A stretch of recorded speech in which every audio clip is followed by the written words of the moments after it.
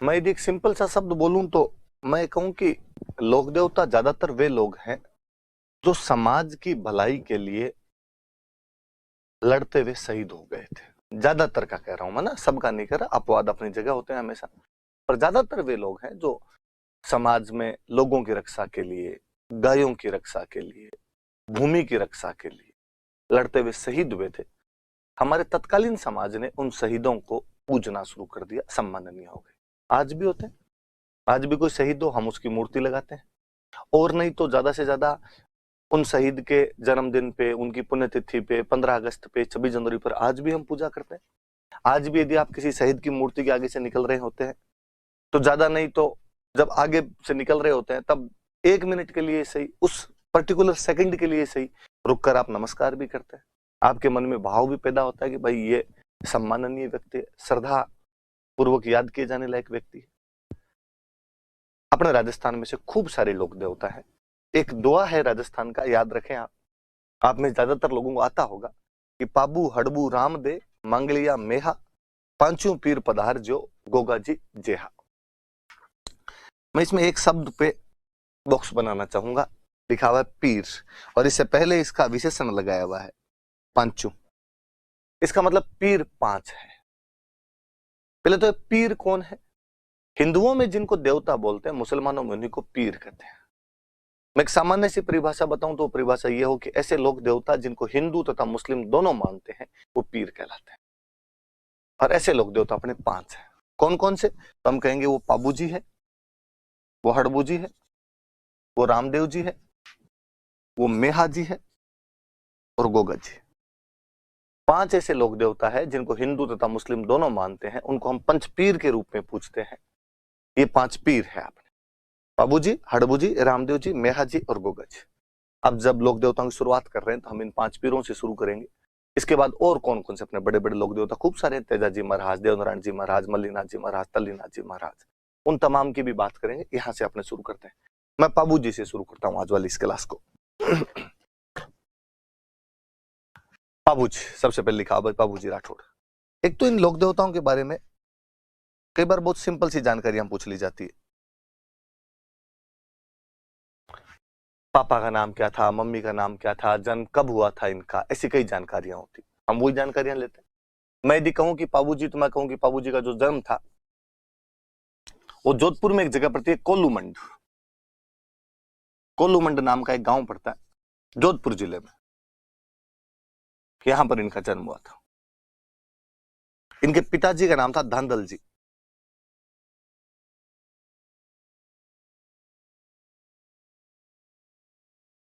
धांधल जी।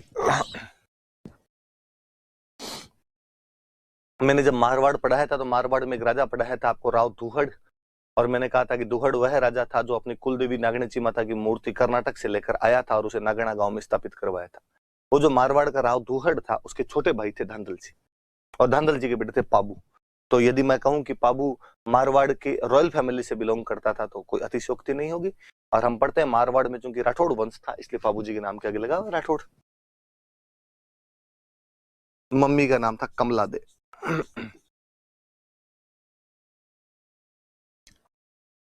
इनकी जो पत्नी थी उनका नाम था फूलम दे, या कई जगह अपने को इनका एक नाम और मिलता है सुप्यार दे। पाकिस्तान में अपने एक जगह पड़ती है अमरकोट। हम पढ़ते हैं कि हुमायूं अमरकोट के वीर साल सोढ़ा के पास में शरण लेता है। उसी प्रकार अमरकोट के एक राजा थे सूरजमल सोढ़ा, ये उनकी राजकुमारी थे।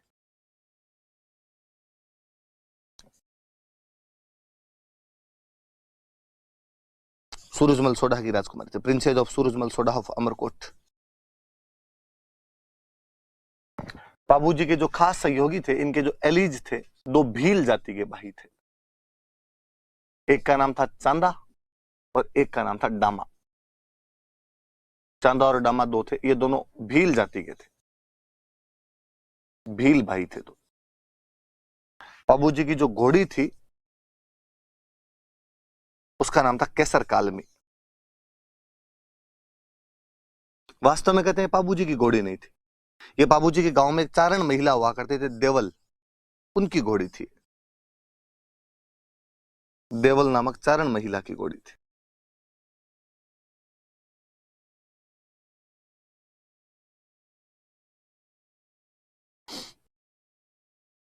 बाबू जी का जो मेला है वो इनके गांव में कोलूमंड में भरता है। चैत्र अमावस्या को ये मेला लगता है।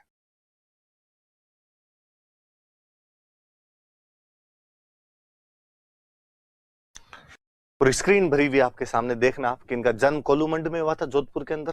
इनके पिताजी का नाम था धांधल जी, इनकी मम्मी का नाम था कमला दे, इनकी पत्नी का नाम था फूलम दे या सुप्यार दे, जो अमरकोट के सूरजमल सोढ़ा की राजकुमारी थी। दो भील भाई इनके सहयोगी थे, चांदा और डामा। इनकी घोड़ी का नाम था केसर कालमी, जो वास्तव में देवल नामक चारण महिला की घोड़ी थी। और इनका मेला कोलूमंड के अंदर चैत्र अमावस्या को लगता है। मैं थोड़ी बातें यहां से और बताता हूं आपको। ऐसा कहा जाता है कि बाबूजी का जन्म कोलूमंड में हुआ। इनके पिताजी का नाम था धांधल जी, जो कि मारवाड़ के राजा राव धूहड़ के भाई हुआ करते थे। इनकी मम्मी के बारे में ऐसा कहा जाता है कि इनकी मम्मी एक अप्सरा थी, एक परी थी। ऐसी कहानियां हैं, लोकोक्तियां हैं कि आसमान की जो परियां होती है, स्वर्गलोक की जो परियां होती है, वो अक्सर धरती पर घूमने के लिए आती है।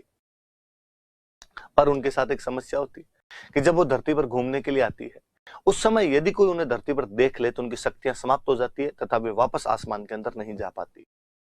इसलिए कहानियां ये भी कहती है कि वो अक्सर रात को आती है, रात को धरती पर उतरती है और रात को धरती पर आकर घूमकर चली जाती है, क्योंकि रात को दुनिया में लोग सोए हुए रहते हैं ताकि उनको कोई देख ना सके। कहते ऐसे ही एक बार एक परी थी, इंद्रलोक की एक परी, और धरती पर घूमने के लिए उतरी। गलती से बेचारी का हेलीकॉप्टर मारवाड़ में लैंड कर गया। यहाँ पश्चिमी राजस्थान के अंदर रेगिस्तान के अंदर उतर गई। गर्मी पड़े भयंकर वाली, और परी को लगाया रहा आज तो गलत जगह पे आ गए। वो जहां उतरी थी वहां पास में एक तालाब था। उसे लगा कि क्यों ना तालाब के अंदर स्नान कर लिया जाए, और तालाब में स्नान कर लेंगे, थोड़ी गर्मी दूर जाएगी। वो तालाब में स्नान करने लगे। कहते हैं उस दिन जो धांधल जी जो थे, धूहड़ जी के छोटे भाई जो थे धांधल जी, वो वहां से रात्रि में अपना घोड़ा लेके कहीं से जा रहे थे।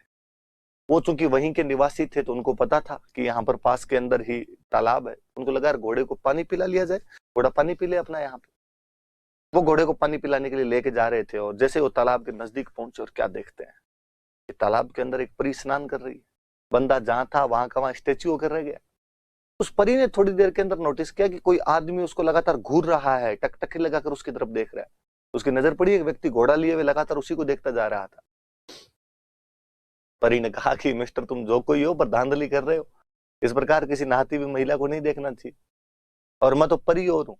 मेरे को यदि कोई देख लेता है तो मेरी शक्तियां समाप्त हो जाती है और मैं वापस नहीं जा पाती हूँ। अब मैं वापस कैसे जाऊंगी? धांधल जी ने कहा कि किसने कहा है वापस जाना है? धांधल जी ने लगभग घुटनों के बल बैठते हुए कहा कि विल यू मैरी मी? उस परी ने कहा और मेरे पास कोई इलाज भी नहीं है, मैं तुमसे शादी करने के लिए तैयार हूं, पर मेरी दो शर्तें हैं। धांधल जी ने कहा बताओ। कि एक तो मेरे लिए अलग महल बना के देना पड़ेगा, मैं तुम्हारे साथ तुम्हारी बाकी रानियों के साथ महलों में नहीं रहूंगी। धांधल जी ने कहा पक्का, तेरा महल सेपरेट। एक उस महल में मेरी बिना आज्ञा के कोई भी नहीं आएगा, जो भी आएगा मेरी आज्ञा लेकर आएगा। धांधल जी ने कहा पक्का। उसने कहा आप भी बिना आज्ञा के उसके अंदर नहीं आ सकते। धांधल जी ने कहा ठीक है, कोई बात नहीं। परी के लिए अलग महल बना दिया गया, परी उसके अंदर रहती। धांधल जी भी जाते उसमें तो पूछ के जाते, और कोई भी जाता तो विदाउट परमिशन एंट्री नहीं हुआ करती थी वहां पर। समय बीता और उस परी के एक बेटा हुआ, जिस बेटे का नाम रखा गया पाबू। कहते पाबू जी बहुत सुंदर थे, अपने लोक देवताओं में सबसे सुंदर कोई लोक देवता तो पाबू जी। मम्मी पे चले गए होंगे, परी पे चले गए होंगे, मुझे लगता है धांधल जी पे चले जाते तो क्या ही सुंदर होते। मारवाड़ का मिनक तो दिल का डाकी एकदम होता होगा, पर पाबू जी उस टाइप के रणबीर कपूर थे, परी के बेटे थे। एक दिन धांधल जी को बाकी दोस्तों ने, किसी ने धांधल जी को कह दिया कि यार ऐसे क्या आदमी, हर बात में लुगाई से पूछ पूछ के आ जाऊं क्या, चला जाऊंगा, तुम्हारा घर है यार, जब इच्छा हो तब जाओ, जब इच्छा हो तब आओ वापस। और धांधल जी उस दिन बिना उस परी की परमिशन लिए डायरेक्ट घर के अंदर चले गए।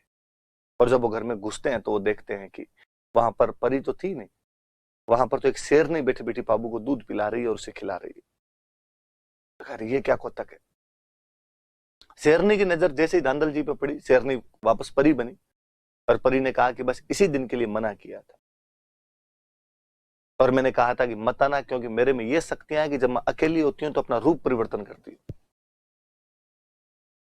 अब तूने कॉन्ट्रैक्ट तोड़ दिया, अब मैं यहां नहीं रहूंगी, अब मैं वापस जाऊंगी। धांधल जी ने खूब हाथ जोड़े कि गलती होगी, धूड़ खाई काली गाय हूं तेरी, पर उसने कहा नहीं, अब मैं यहाँ एक सेकंड भी नहीं रुक सकती, अब तो मुझे वापस जाना ही है। ये बच्चा तुम रखो।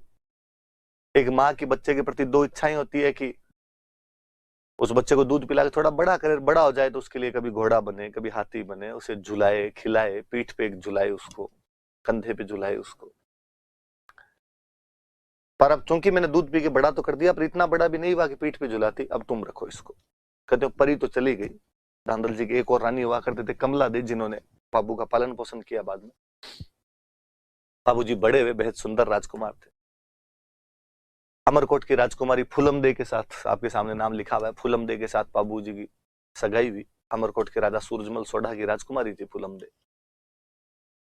कई जगह कहानियों में, किताबों में अपने नाम सुप्यार दे भी आता है। वैसे फूलम दे नाम था, आप तो फूलम दे याद रखें। मुझे याद आता है हम जब पढ़ा करते थे, दिलीप सर राजस्थान जी के पढ़ाया करते थे, तो सर ने कहा कि बाबूजी की पत्नी का नाम फूलम दे था। कोई स्टूडेंट खड़ा हुआ, उसने खड़ा होकर कहा सर पर मैंने एक किताब में सुप्यार दे भी पढ़ा। सर ने कहा हाँ हाँ यार, कई जगह वो सुप्यार दे भी लिखा था, पर फूलम दे याद करना है अपने। तो उसने कहा नहीं सर, सही से बताओ क्या नाम था, फूलम दे था या सुप्यार दे था? सर ने कहा फूलम दे था। फिर उस किताब में सुप्यार दे क्यों लिखा? तो सर हंसते थे कि नाम तो देखो फूलम दे था, पर बाबू गीत गाया करता था कि दे दे प्यार दे सुप्यार दे, अच्छा प्यार दे, तो एक नाम सुप्यार दे और पड़ गया। तो आप भी वही याद रख लेना। आप बाबूजी के दो सहयोगी थे, उनके नाम थे चांदा और डामा, भील जाति के दो भाई थे। बाबूजी की जो घोड़ी थी उसका नाम था केसर कालमी, जो इनके गांव के अंदर देवल नाम की एक चारण महिला हुआ करती थी, उनकी घोड़ी थी। और इनका मेला कोलूमंड के अंदर चैत्र अमावस्या को लगता है। कहा जाता है कि बाबूजी सगाई हो गई, शादी का दिन आया, शादी का दिन आया, बाबूजी तैयार हुए, शेरवानी पहनी, बिनोटे पहने, साफा बांधा, सिर पे कलंगी, तुर्रा, एंटीना सब लगाए, फूटने लगे बाबूजी। ये तो बींद वैसे सुंदर लगता है, कोई हो बींद बनता उस दिन सुंदर ही लगता है। बाबू सुंदर थे खुद तो और सुंदर लगे। चांदा और डामा बाबूजी के दो खास सहयोगी, दोनों एकदम अच्छे अच्छे कपड़ों के अंदर राइट लेफ्ट में बाबूजी के खड़े, एकदम दूल्हे के दोस्त तो दूल्हे के साथ रहे भाई। और चांदा डामा ने बाबूजी अगर बाबूजी यार बाकी सब चीजें जोरदार है, टनाटन है, क्या बींद लग रहे हो, अमरकोट के छज्जे तोड़ दोगे आज। आज आपको देखने के लिए अमरकोट की महिलाएं हवेलियों के छज्जों पर आके देखेगी, दूरबीन लगा लगा के, आपको छज्जे टूट जाएंगे आज, इतनी महिलाएं इकट्ठी होगी। पर यार बाबूजी एक लफड़ा है अपने पास, क्या अच्छी घोड़ी नहीं है अपने पास। यार बींद के नीचे घोड़ी तो अच्छी होनी चाहिए। बाबूजी ने कहा यार अब घोड़े तो अपने पास जो है इनमें से लेके जाना पड़ेगा। और चांदा डामा ने कहा नहीं बाबूजी, अपने गांव में जो देवल है ना, जो गायें रखते हैं खूब सारी, कि हाँ उनके पास एक बहुत सुंदर घोड़ी है केसर कालमी, क्या नाचती है, यदि केसर कालमी आप लेके चलो तो मजा आ जाए। बाबूजी ने कहा देख लो, पूछ लो। चांदा डामा गए देवल के पास और जाकर, माँ देवल, बाबूजी बींद बने हुए हैं, बारात जा रही है, घोड़ी अच्छी नहीं है, केसर कालमी दे दो तो भली बात हो। देवल ने मना किया। देवल ने कहा मेरे पास गायें हैं, गायें चराने के लिए ग्वाला जाता है तो घोड़ी लेके जाता है। कल को खुदा ना खास्ता गायों की लूटपाट हो जाए, पहले गायों की लूट बहुत हुआ करती, ग्वाले के पास में घोड़ी होगी, फटाफट गांव तो आएगा वापस, गांव आके बताएगा तो सही कि साहब लूटपाट हो गई, वापस गांव से जनता जाए, सैनिक जाए तैयार होके, घोड़ी को बचा, सॉरी गायों को बचा के लेके आए। घोड़ी नहीं होगी तब तक लुटेरे पता नहीं कहां के कहां पहुंच जाएंगे। और बाबूजी की बारात ठेठ अमरकोट जाएगी, जाने में आने में कितना टाइम लगे, मैं घोड़ी नहीं दूं। चांदा डामा वापस आए, बाबू का बाबूजी आप खुद जाके एक बार ट्राई करो तो देवल दे सकती है, वरना तो नहीं दे। बाबूजी ने कहा मैं ट्राई कर लेता हूँ।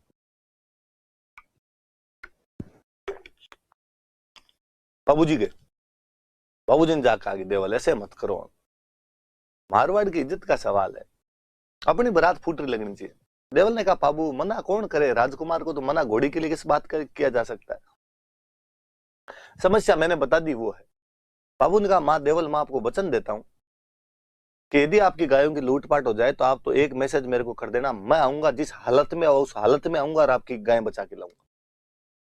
यदि बीच रास्ते में समाचार मिला तो हम तो अमरकोट जाएंगे नहीं, रास्ते से वापस आ जाएंगे। अमरकोट चले गए, तोरण मार रहा वार पता चला तो तोरण मारता बीच में आऊंगा, फेरे बैठा हुआ तो फेरों में बैठा बीच में आऊंगा, स्नान करता हुआ स्नान करता बीच में आऊंगा, खाना खाता हुआ तो खाना खाता बीच में आऊंगा। आपकी गायों की रक्षा जिम्मेदारी मेरी है, वचन दे रहा हूं मैं आपको।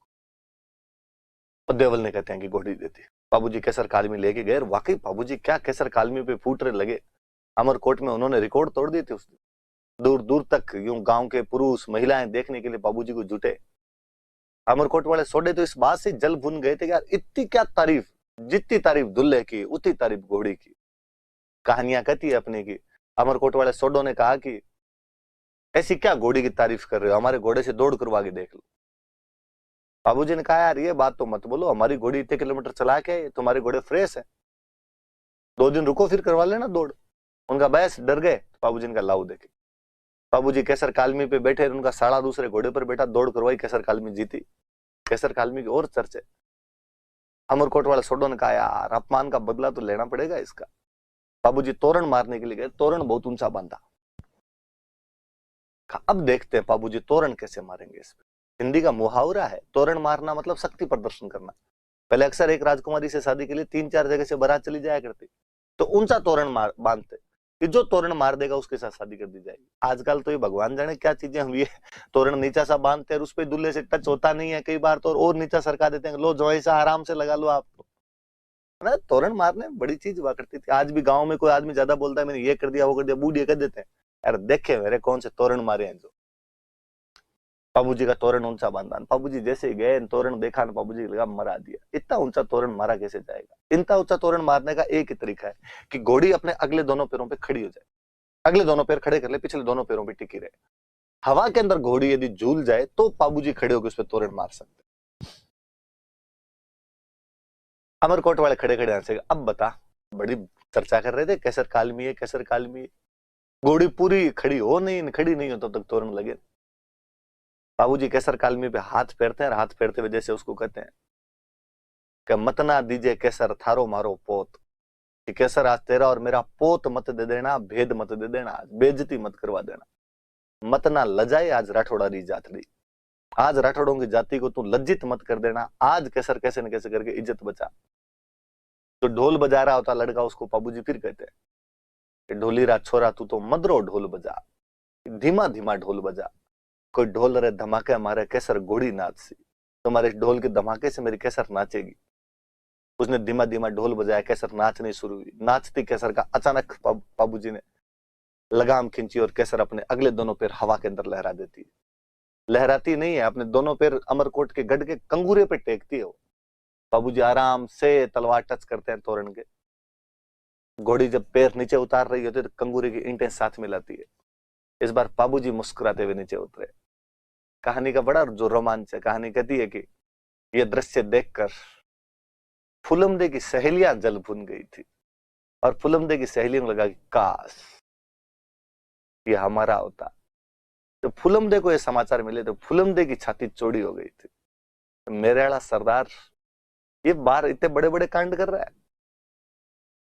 अंदर गए, बाबूजी फेरों के अंदर बैठे, 3 फेरे लिए थे अभी तक बाबूजी ने। इतने में देवल जिनकी वो घोड़ी थी, बाल बिखेरे हुए, गालियां निकालती हुई, वहीं फेरों के बीच में आ गई। मंगते मैंने पहले ही कहा था तेरे को घोड़ी मत लेके जा, मेरी गायों की लूट हो गई। तुमने कहा था ना वचन देता हूं गायों की लूट हो जाएगी तो बचाने के लिए आऊंगा। बेटा फेरे ले रहा है यहाँ पे, चल अब गाय बचा देखे मेरी। मुझे पता है वचन देने सरल है, निभाने बहुत कठिन हो जाते हैं। तुम्हारे यहाँ ब्याह करने हैं, गोठे उड़ानी है, तुम्हें बीननी लेके जानी है, देवल की गायें कौन बचाए। बाबू ने कहा धीरज धरो माँ देवल, वचन दिए बाबू ने तो बाबू गाय बचाएगा। रघुकुल रीत सदा चली आई, प्राण जाए पर वचन ना जाए। कौन ले गया तुम्हारी गाय? जायल का राजा जींद्राव खिंची ले गया। कौन ले गया? जायल का राजा जींद्राव खिंची मेरी गाय ले गया। बाबूजी अपने ससुराल वालों को हाथ जोड़कर माफी मांगते हैं, माफ किया जाए, वचनों में बंधा हुआ व्यक्ति हूं, देवल की गायों को बचाना प्रथम कर्तव्य है। फूलमदे की तरफ हाथ जोड़कर माफी मांगते हैं कि फूलमदे जिंदा रहे तो वापस आएंगे, वरना गायों की रक्षा करनी तो पहले ज्यादा जरूरी है। बाबूजी वहां से विदा लेते हैं।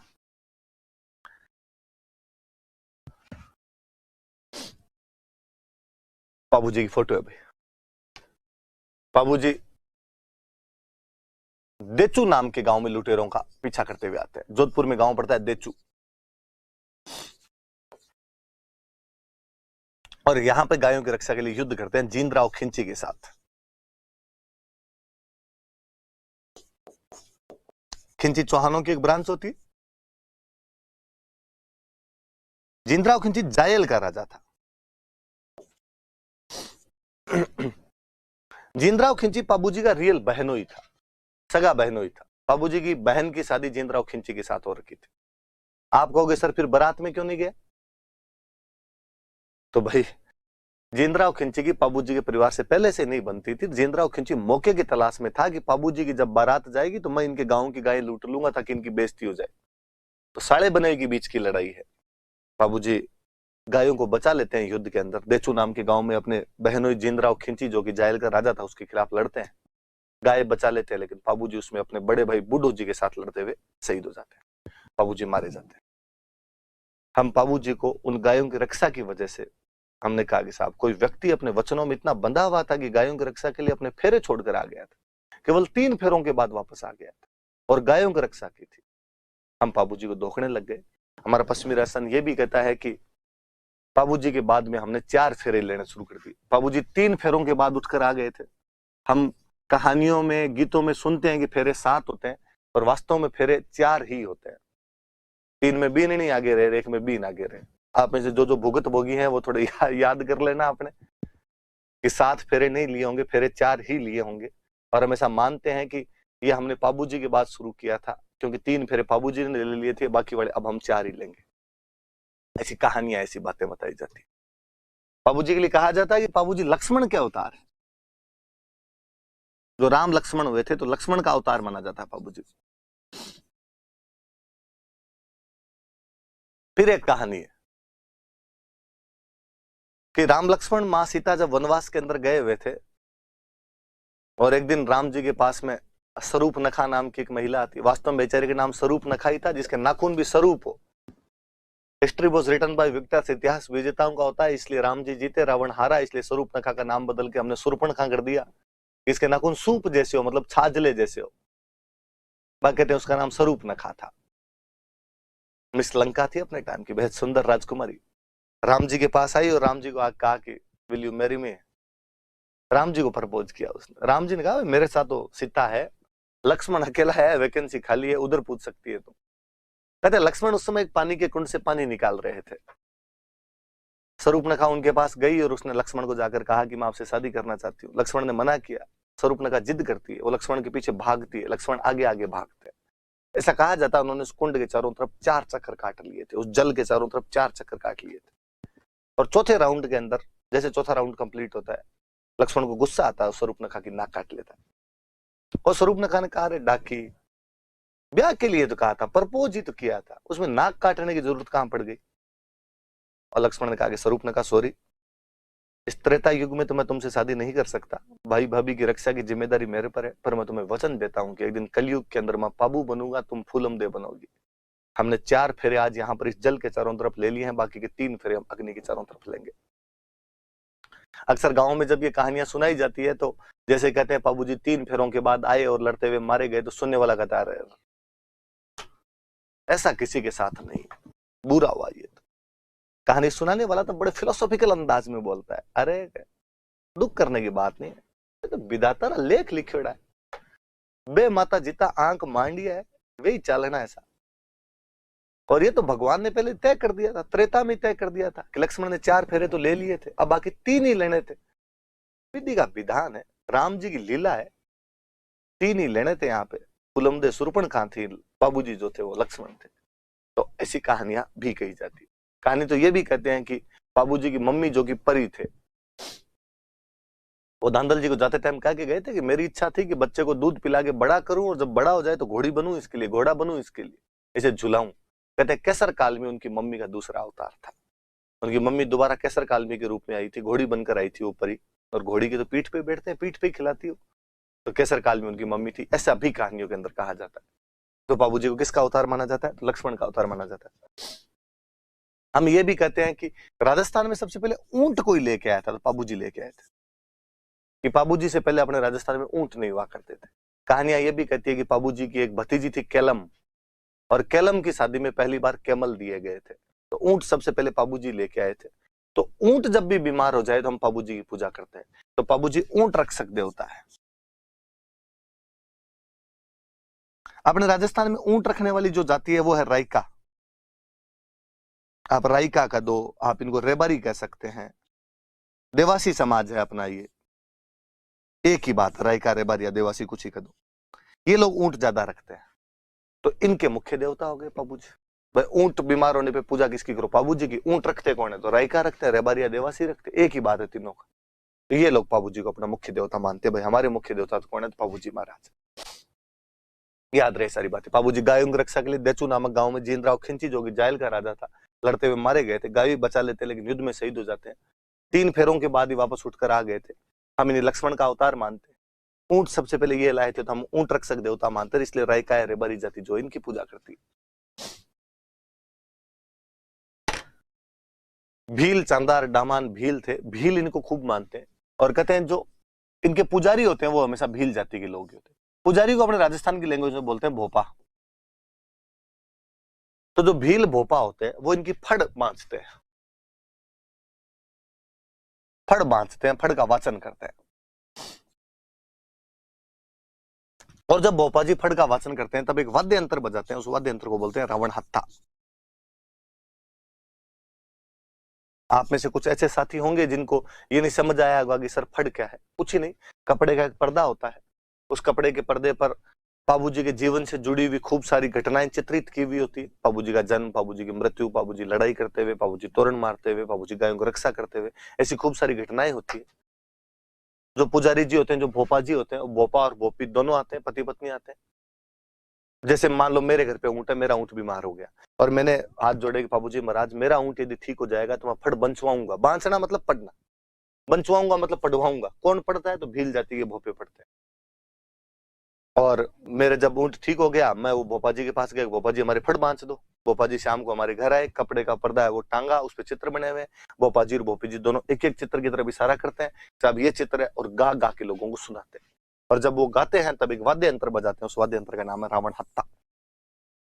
ये कोई पूछेगा बाबू जी की फड़ कौन से वाद्य यंत्र के साथ गाई जाती है? तो बाबू जी की जो फड़ है वो रावण हत्ता वाद्य यंत्र के साथ गाई जाती है। नॉर्मली बाबू जी की जो कहानी है वो गीतों के माध्यम से भी गाते हैं, उनकी वीरता है जो गीतों के माध्यम से भी बताई जाती है। उनकी वीरता वाली गाथा है, उसका नाम है पवाड़े।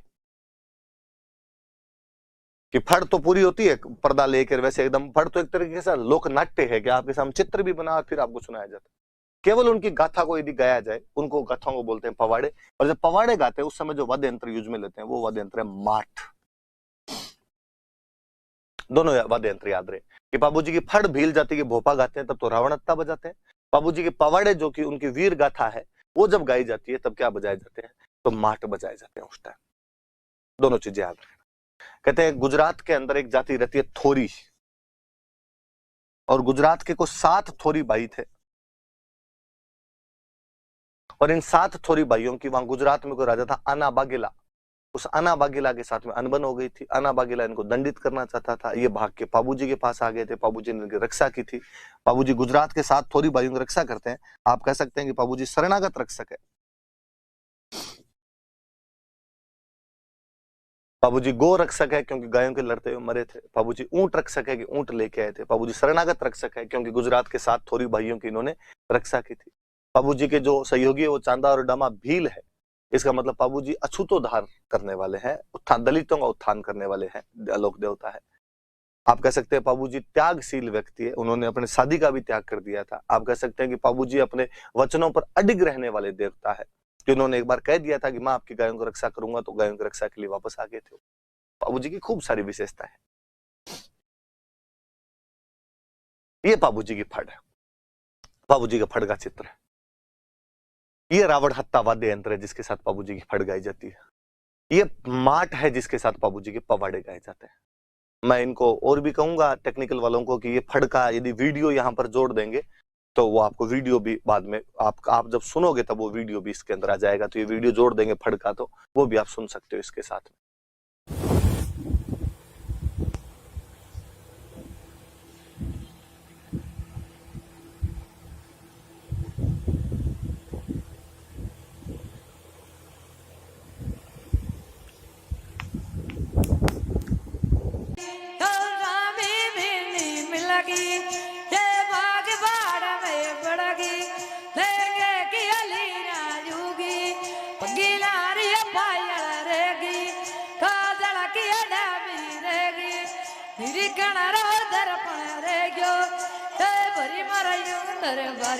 सारे गुणेश की सवारी भला कियो राज भला। हे महाराज गणेश देवा अवला गोका धर्मी का सुरंगी रोण का भूमियो जी महाराज केवे है भोपा जी महाराज दो चा नाम महाका लेवो आमला गोगा धर्मी का सुरंगी जान में भूमियो जी भोपाल कड़िया का भांतु अवर काई बाता बने जावे ते कहानी वाह भोपा जी वाह।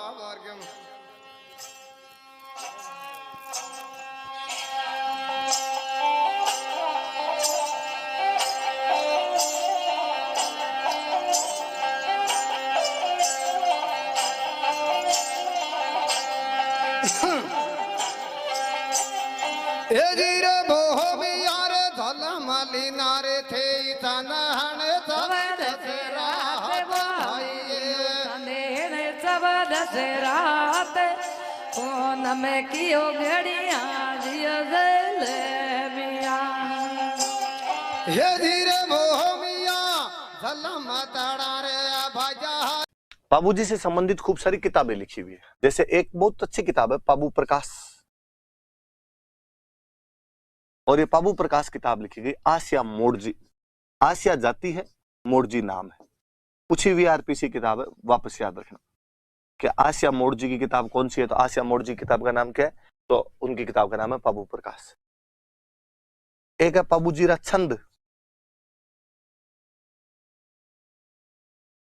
और जो पाबूजीरा छंद है ये लिखने वाले थे बिट्ठू मेहाजी।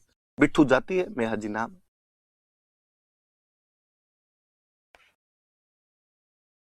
एक मैं कहूं कि पाबूजीरा दुआ,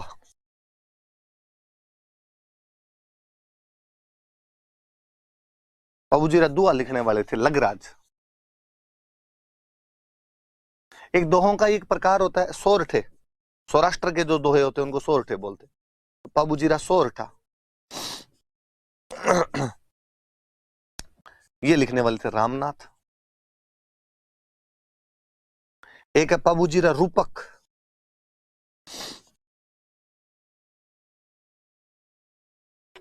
और ये लिखने वाले थे मोतीसर बख्तावर। मोतीसर जाति है, बख्तावर नाम है उनका।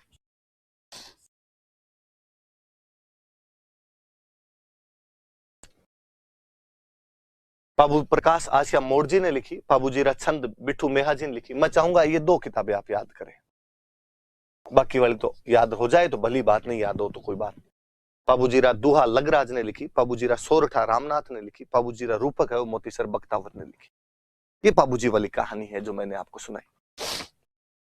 रावण हत्ता माठ, ये